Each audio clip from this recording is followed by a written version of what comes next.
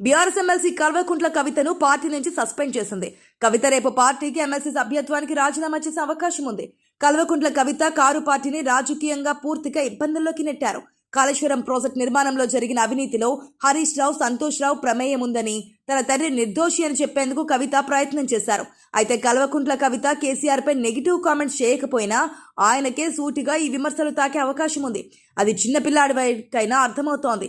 కేసీఆర్ ప్రమేయం లేకుండా హరీష్ రావు, సంతోష్ రావులు అవినీతికి పాల్పడి వేల కోట్లు సంపాదించుకున్నారని, అక్రమంగా ఆస్తులు కూడబెట్టారంటే నమ్మేవారు ఎవరూ లేరు. ఎందుకంటే గత 10 ఏళ్ల బీఆర్ఎస్ ప్రభుత్వంలో కేసీఆర్కు తెలియకుండా ఏమీ జరగదన్న విషయం అందరికీ తెలుసు. కల్వకుంట్ల కవిత మాత్రం తన తండ్రి మంచోడని, వాళ్ళిద్దరే విలన్లుగా చిత్రీకరించే ప్రయత్నం చేసి కేసీఆర్ను కూడా ఈ వివాదంలోకి లాగేశారు. స్థానిక సంస్థల ఎన్నికలు జరుగుతున్న సమయంలో కవిత చేసిన వ్యాఖ్యలు పార్టీని ఖచ్చితంగా ఇబ్బందుల్లోకి పడేస్తాయని చెప్పాలి. పార్టీ నేతగా మాత్రమే కాదు, కేసీఆర్ కుమార్తెగా కల్వకుంట్ల కవిత చేసిన వ్యాఖ్యలు జనంలోకి నేరుగా వెళ్తాయి. అసెంబ్లీ సమావేశాల్లో హరీష్ రావు కాళేశ్వరం ప్రాజెక్టుపై తమ ప్రభుత్వం తీసుకున్న నిర్ణయాన్ని సమర్థించుకునేందుకు చేసిన ప్రయత్నాన్ని కవిత దానిపై నీళ్లు కుమ్మరించినట్లయింది. ఇప్పుడు తెలంగాణ సమాజం కూడా కాళేశ్వరంలో అవినీతి జరిగిందని ఖచ్చితంగా నమ్ముతోంది.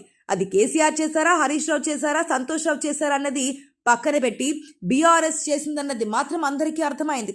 అందువల్లనే కవితను పార్టీ నుంచి సస్పెండ్ చేశారు. ఇన్నాళ్లు కాళేశ్వరం ప్రాజెక్టులో జరిగిన అవినీతిపై కాంగ్రెస్ చేసిన ఆరోపణలు రాజకీయపరమైనవిగా జనానికి చెప్పుకునే ఛాన్స్ ఇప్పుడు కారు పార్టీ కోల్పోయిందనే చెప్పాలి.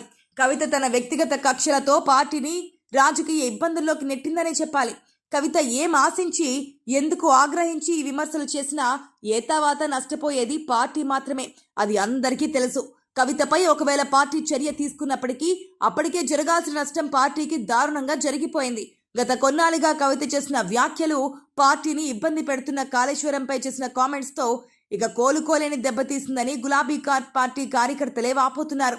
కవిత వరుసగా తన కుటుంబ సభ్యులను, కేసీఆర్ చుట్టూ ఉన్న వారిని టార్గెట్ చేయడంతో ఆ అపప్రద పెద్ద ఆయనకు కూడా చుట్టుకొని పార్టీకి భవిష్యత్తు లేకుండా కవిత చేస్తున్నారన్న అభిప్రాయం పార్టీలో బలంగా వినపడుతోంది. కల్వకుంట్ల కవితపై సస్పెన్షన్ వేటు వేయడం అంటే బహిష్కరణ కాదు, పార్టీ నుంచి పూర్తిగా బయటకు పంపలేదు. తిరిగి కల్వకుంట్ల కవిత నేతలతో సయోధ్య కుదుర్చుకొని పార్టీలోకి వస్తారంటే తీసుకునేందుకు వీలుగా కవితపై సస్పెన్షన్ వేటు వేశారు. గతంలో టీఆర్ఎస్ గా ఉన్నప్పుడు బీఆర్ఎస్ గా మారిన తర్వాత సస్పెన్షన్ అనే మాట వినిపించలేదు. అందరినీ బహిష్కరించడమే. ఆలే నరేందర్, విజయశాంతి, ఈటల రాజేందర్ వరకు అందరూ బహిష్కరణకు గురైన వారే. అయితే పేగు బంధం కవితపై బహిష్కరణకు వేటు పడకుండా సస్పెన్షన్ వేటుతోనే సరిపెట్టింది. అంటే కల్వకుంట్ల కవిత మళ్ళీ కారు పార్టీలోకి రారన్న గ్యారంటీ అంటూ ఏమీ లేదు. తాత్కాలికంగా పార్టీలో తలెత్తుతున్న సంక్షోభాన్ని రూపుమాపడానికి కల్వకుంట్ల కవితపై సస్పెన్షన్తో సరిపెట్టారన్న కామెంట్స్ అన్ని పార్టీల నుంచి వినిపిస్తున్నాయి.